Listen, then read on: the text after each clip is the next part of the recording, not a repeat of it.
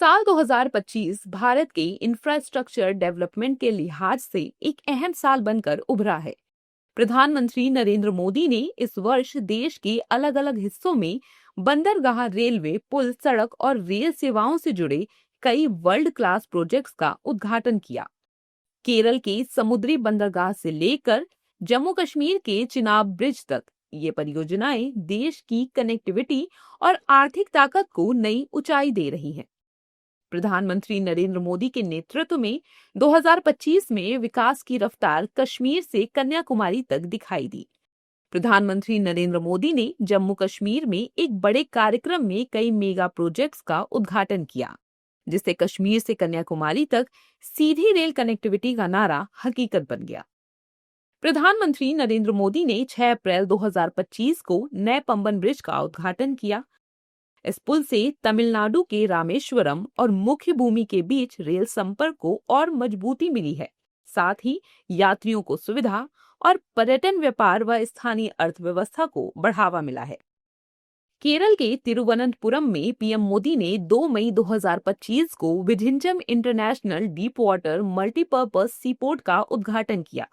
ये भारत का पहला dedicated deep water container transshipment port है, जिसकी लागत लगभग 8,900 करोड़ रुपए है। अडानी ग्रुप की ओर से पीपीपी मॉडल पर विकसित ये पोर्ट ग्लोबल शिपिंग रूट्स के बहुत करीब है और बड़े जहाजों को हैंडल कर सकता है। इससे भारत की विदेशी पोर्ट्स जैसे कोलंबो, दुबई, सिंगापुर पर ट्रांसशिपमेंट निर्भरता कम होगी, व्यापार बढ़ेगा और केरल की अर्थव्यवस्था को बड़ा बूस्ट मिलेगा। 6 जून 2025 को पीएम मोदी ने जम्मू कश्मीर में चिनाब रेल ब्रिज और अंजीखड़ ब्रिज का उद्घाटन किया। चिनाब रेल ब्रिज दुनिया का सबसे ऊंचा रेल आर्च ब्रिज है, जिसकी ऊंचाई करीब 360 मीटर है, यानी ये एफिल टावर से भी ऊंचा है। जम्मू कश्मीर में चिनाब नदी पर बना ये ब्रिज यूएसबीआरएल प्रोजेक्ट का हिस्सा है, जो कश्मीर वैली को देश के बाकी हिस्सों के रेल नेटवर्क से जोड़ता है। वहीं अंजीखड़ रेल ब्रिज भारत का पहला केबल स्टैंड रेल ब्रिज है। ये भी यूएसबीआरएल का महत्वपूर्ण हिस्सा है, जो क्षेत्र की कनेक्टिविटी बढ़ाएगा। Udhampur Srinagar Baramulla rail link segment से कश्मीर वैली को पहली बार ऑल वेदर रेल कनेक्टिविटी मिली। इससे कश्मीर से कन्याकुमारी तक सीधी रेल कनेक्टिविटी हो गई।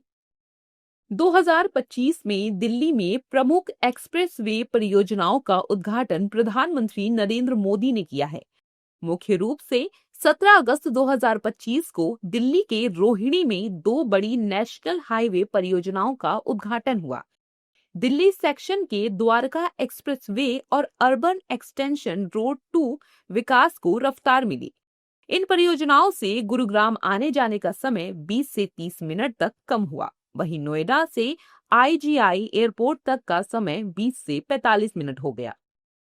22 अगस्त 2025 को प्रधानमंत्री नरेंद्र मोदी ने बिहार में NH-31 पर बने 8.15 किलोमीटर लंबे औंटा सिमरिया मोकामा बेगूसराय 6 लेन गंगा पुल का उद्घाटन किया।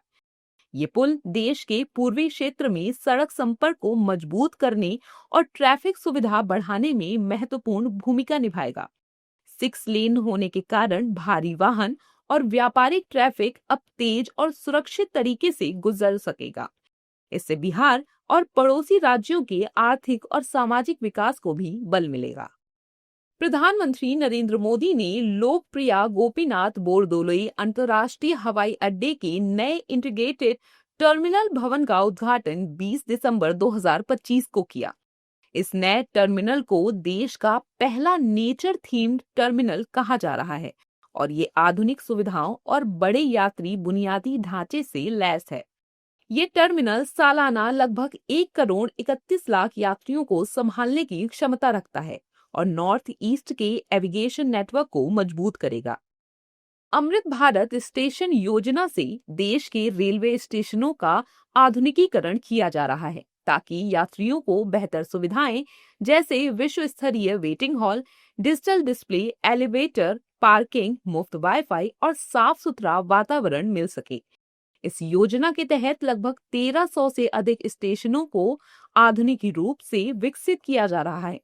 जिनमें से अब तक लगभग 160 स्टेशन पूरी तरह तैयार हो चुके हैं। 2025 में पीएम मोदी की ओर से किए गए ये उद्घाटन सिर्फ निर्माण परियोजनाएं नहीं, बल्कि नए भारत की विकास यात्रा के मील के पत्थर हैं।